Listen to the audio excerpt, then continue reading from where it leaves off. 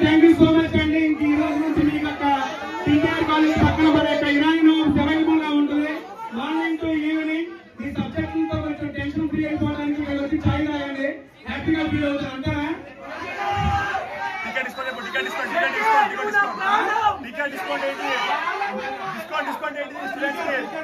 Discount ఏంటి?